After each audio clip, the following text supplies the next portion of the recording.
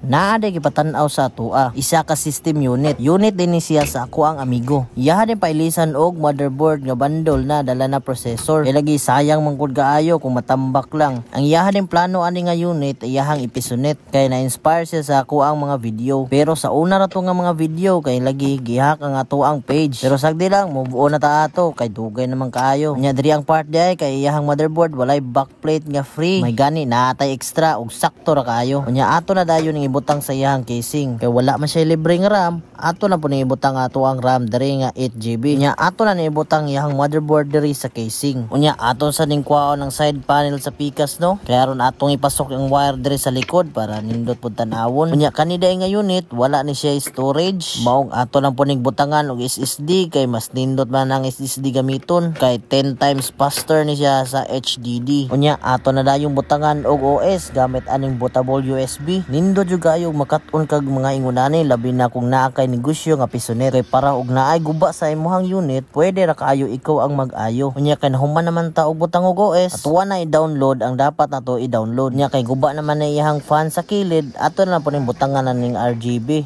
para puno-puno FPS ba. Ate grabe tao. Unya kung naabot ka ani diri dapit nga video, daghang kayong salamat sa iyong pagtan-aw. Dako kay nang tabang sa kuha. Nya see you next video.